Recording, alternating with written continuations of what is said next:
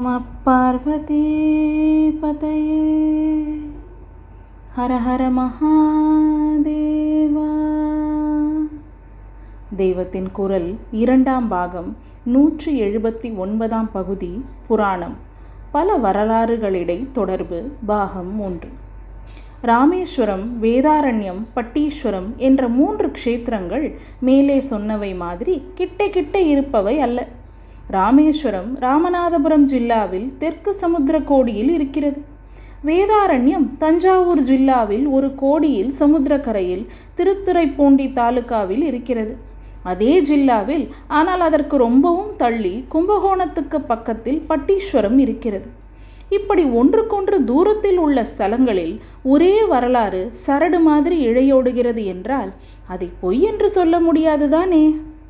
இந்த 3 ஊர்களிலும் ஈஸ்வரன் கோவிலில் ராமலிங்கம் என்ற பெயரில் லிங்கம் இருக்கிறது. 3ம் மகா க்ஷேத்திரங்கள். ஸ்ரீ ராமச்சந்திரமூர்த்தியின் சம்பந்தமுள்ள க்ஷேத்திரங்கள் என்ற மகிமை அவற்றுக்கு இருக்கின்றன. அதோடு கூட இந்த 3 இடங்களிலும் நாராயண அவதாரமான ஸ்ரீராமன் லிங்க பிரதிஷ்டை பண்ணியிருக்கிறார் என்பதால் சைவ வைஷ்ணவ ஒற்றுமைக்கும் இவை பலம் கொடுப்பதாக இருக்கின்றன. இது அல்லாமல் மற்ற விசேஷங்களும் கொண்ட க்ஷேத்திரங்களாக இவை இருக்கின்றன. பாரத தேசத்தின் 4 கோடிகளில் உள்ள 4 முக்கிய க்ஷேத்திரங்களான 4 தாம் எனப்படும் சதுர் தாமங்களில் வாசஸ்தானங்களில் ராமேஸ்வரம் தான் தட்சிணத்திற்குரிய பெரிய க்ஷேத்திரமாக இருக்கிறது. வடக்கே பத்ரிநாதம், மேற்கே சோமநாதம், கிழக்கே பூரி ஜெகநாதம், தெற்கே ராமநாதம் என்பவையே 4 தாம். வேதாரண்யம் சுதந்திர போராட்டத்தின் போது உப்பு சத்தியாகிரகம் நடந்த ஊர். திருமறைக்காடு என்பதாக 3 தேவாரமும் பெற்ற ஸ்தலமாக அது இருக்கிறது. இங்கே வேதங்கள் ஈஸ்வரனை பூஜித்து திருக்காப்பு செய்த கதவை திறக்கும்படியாக அப்பர் சுவாமிகள் பதிகம் பாடினார். திருஞான சம்பந்தர் பாடல் பாடி மறுபடியும் மூடும்படி செய்தார். பட்டீஸ்வரம் என்பது காமதேனுவின் 4 பெண்களில் ஒன்றான பட்டி பூஜித்த க்ஷேத்திரம். மேலே திருவாவடுதுறையில் சொன்னது போல் பசு பூஜித்த க்ஷேத்திரங்கள் அநேகம் உள்ளன. திரு ஆமாத்தூர் என்று பன்ருட்டி அருகே அப்பரோடு சம்பந்தமுள்ள ஸ்தலம் இருக்கிறது. அங்கேயும் பசு பூஜித்திருக்கிறது. அப்படிப்பட்ட ஒரு ஊர் பட்டீஸ்வரம்.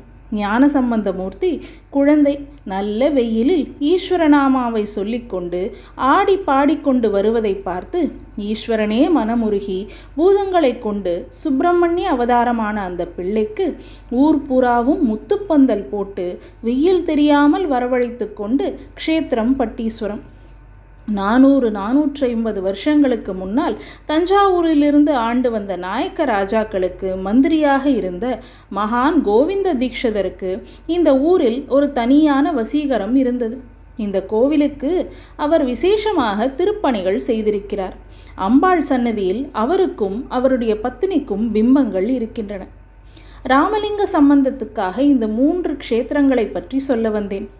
அகஸ்தியர் திருக்கல்யாண காட்சி கண்ட இடம் என்று ஒரே சம்பவத்தையே பல க்ஷேத்திரங்களில் சொல்வது மாதிரி இல்லை. இந்த 3 ஸ்தலங்களில் உள்ள ராமலிங்க பிரதிஷ்டை ஒவ்வொரு பிரதிஷ்டைக்கும் வெவ்வேறு காரணம் இருக்கிறது. ராவணனை கொன்றதால் ராமருக்கு 3 தோஷங்கள் ஏற்பட்டன.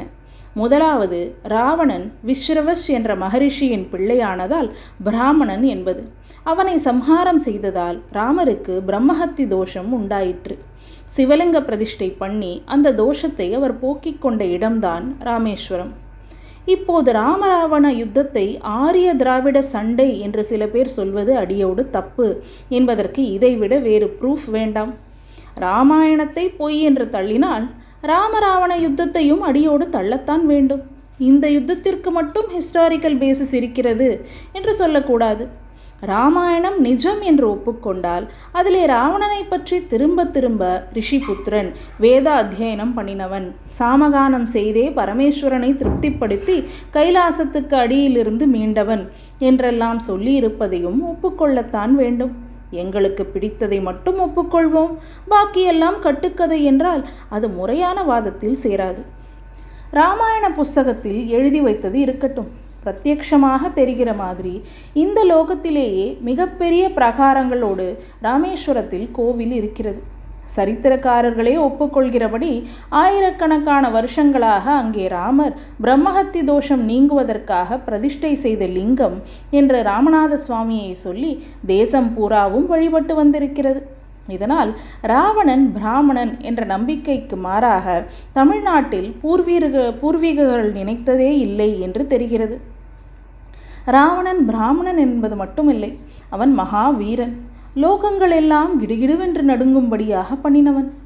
கார்த்திய வீரியார்ஜுனனையும் வாலியையும் தவிர தான் சண்டை போட்ட அத்தனை பேரையும் ஜெயித்தவன். இப்படிப்பட்டவனை கொன்றதால் வீரஹத்தி தோஷமும் ஸ்ரீராமனுக்கு உண்டாயிற்று.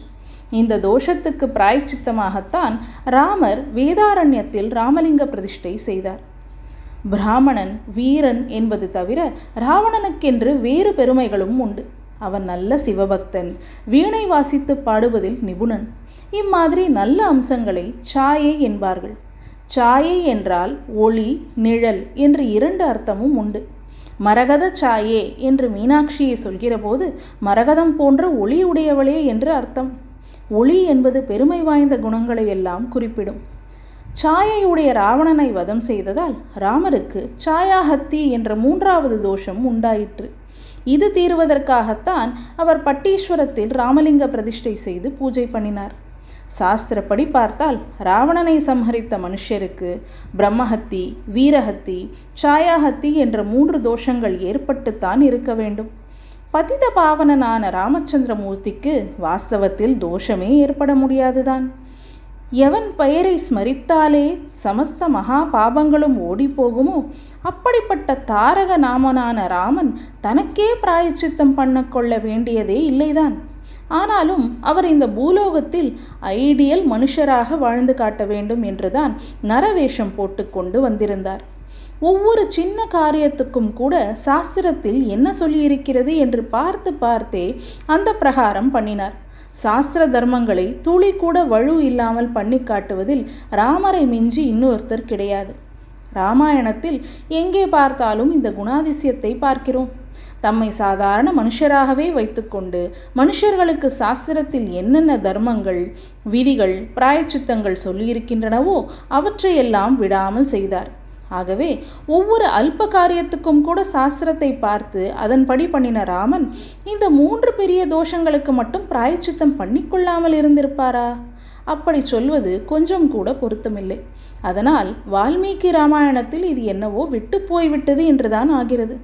அதிலே விட்டுப்போன குறையைத்தான் ராமேஸ்வரம், வேதாரண்யம், பட்டீஸ்வரம் ஆகிய ஊர்களுக்கான ஸ்தல புராணங்கள் பூர்த்தி செய்கின்றன. இது ராமாயணத்தில் இல்லை, அதனால் ஏதோ அத்தை பாட்டி கதை என்று நினைப்பது தப்பு. ஸ்ரீ ராமச்சந்திரமூர்த்தியின் குணத்தை நன்றாக ஆழ்ந்து அனுபவித்து பார்த்தால் அவர் இந்த 3 பிராயச்சித்தங்களை பண்ணிக்கொண்டுதான் இருந்திருப்பார். அப்படி பண்ணினதால்தான் அவர் ராமர். ஆகையால் ஏதோ காரணத்தால் ராமாயணத்தில் விட்டுப்போன இந்த விஷயத்தை சொல்கிற ஸ்தல புராணங்கள் தான் அவருடைய மனோபாவத்துக்கும் சரித்திரத்துக்கும் பூர்த்தியை தருகின்றன என்ற தெளிவு உண்டாகிறது. லோகத்தை எல்லாம் ஹிம்சித்து வந்தவனும் ஜெகன்மாதாவான சீதையையே கெட்ட எண்ணத்தோடு மாறுவேஷத்தில் வந்து நீச்சமாய் திருடிக்கொண்டு போனவனுமான ஒருத்தனை சம்ஹாரம் பண்ணி அதனால் சமஸ்த ஜீவராசிகளும் சந்தோஷம் அடைந்து அவரை கொண்டாடும் சமயத்தில் அப்படிப்பட்ட சத்ருவிடத்தில் இருந்த 3 பெருமைகளை நினைத்து அவனை கொன்றதற்காக தம்மீதே 3 தோஷங்களை சுமத்தி கொண்டு பிராயச்சித்தம் பண்ணி கொண்டதாக ஸ்ரீராமனை சொல்வதுதான் அவருடைய உத்தம சுபாவத்தையே ஒரு தூக்கி பிரகாசிக்க பண்ணுவதாக இருக்கிறது. லிங்க பிரதிஷ்டை பண்ணினது ஹரிஹர அபேதத்துக்கு ஒத்தாசை செய்கிறது. இந்த 3 ஸ்தல புராணங்களுக்குள் ஒன்றுக்கொன்று முரண்பாடு, அதாவது கான்ட்ரடிக்ஷன், ஒன்றில் சொன்னதையே இன்னொன்றில் திருப்பி சொல்வது, டூப்ளிகேஷன் என்பதெல்லாம் இல்லை. ராமேஸ்வர புராணத்தில் பிரம்மஹத்தி நீங்கினதை மட்டுமே சொல்லியிருக்கிறது. மற்ற 2 தோஷங்கள் அங்கே போனதாக சொல்லவில்லை. அங்கே இருந்து அப்படியே சமுத்திரக்கரை ஓரமாகவே வடக்காக போயிருப்பார் போல இருக்கிறது. அங்கே வேதாரண்யத்தில் வீரஹத்தி போக லிங்க பிரதிஷ்டை செய்திருக்கிறார்.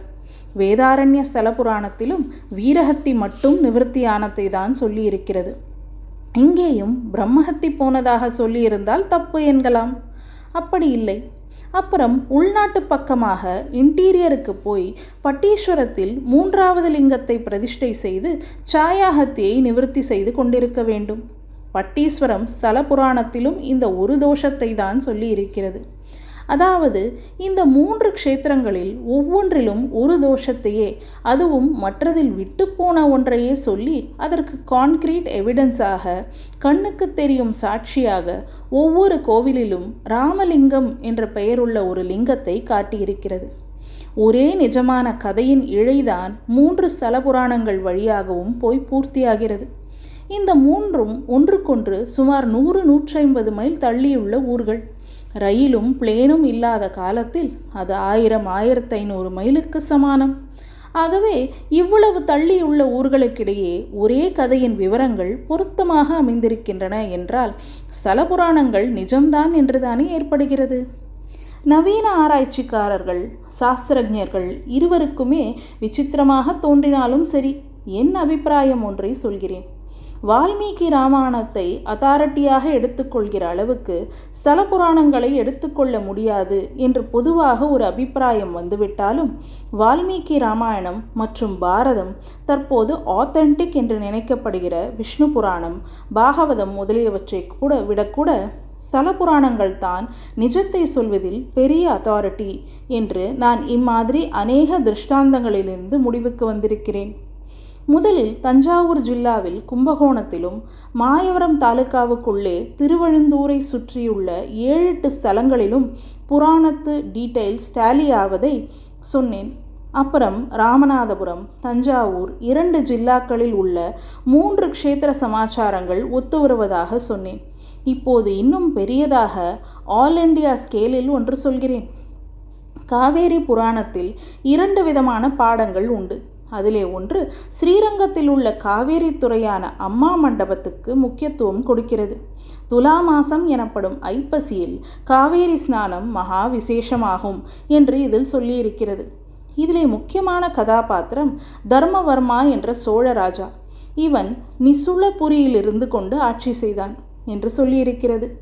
நிசுளம், நிசோளம், சோளம், சோழி என்ற சம்ஸ்கிருத வார்த்தைகளுக்கு உடம்போடு போட்டுக்கொள்கிற உரை மாதிரியான உடுப்பு என்று அர்த்தம். உறையூர் எனப்படுவதே சம்ஸ்கிருதத்தில் நிசுலபுரியாக இருக்கிறது. இதை தலைநகரமாக கொண்ட ராஜ்யத்துக்கு சோழ தேசம், சோழ தேசம் என்றே பெயராக இருந்திருக்கிறது. சோள பயிருக்கு என்ன விசேஷம்? சோள கொண்டை என்று நன்றாக உரை தைத்து போட்டு கொண்ட மாதிரி இந்த தானியம் ஒன்றுதான் தானிய மணிகளை சுற்றி சோழி போட்டுக்கொண்டு வளர்கிறது. சோழி போட்டுக்கொண்டிருக்கிற தானியம் சோளம். இந்த மொழி ஆராய்ச்சி இருக்கட்டும். காவேரி புராணத்தில் இன்னொரு பாடத்தில் மாயவரத்தில் இருக்கப்பட்ட காவேரி துறையான துலா கட்டத்துக்கு முக்கியத்துவம் கொடுத்திருக்கிறது. இப்போது அதை லாகட்டம் என்று ஜனங்கள் சொல்கிறார்கள். இது துலா கட்டம் என்பதன் திரிபுதான். துலாஸ்தானத்திற்கு வரும் யாத்திரிகளுக்கு வசதியாக கட்டப்பட்ட படித்துறைதான் துலா கட்டம். மாயவரத்திலும் இன்னும் 6-7 காவேரிக்கரை க்ஷேத்திரங்களிலும் துலா கட்டங்கள் இருக்கின்றன. இவை அத்தனையும் அச்சடித்ததைப் போல் ஒரே பிளானில் கட்டப்பட்டிருக்கின்றன.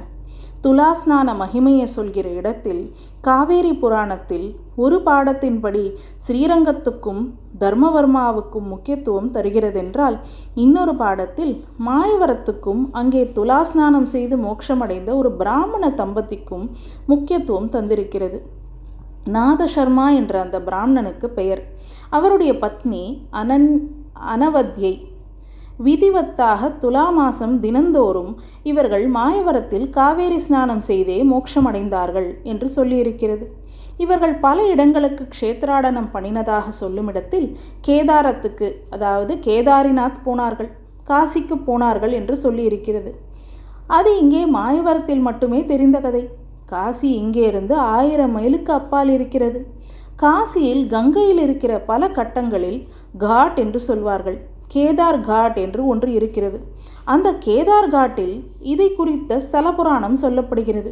அதிலே நாதசர்மா அனவத்யை என்ற பிராமண தம்பதி ஸ்நானம் செய்த இடம் அது என்று வருகிறது.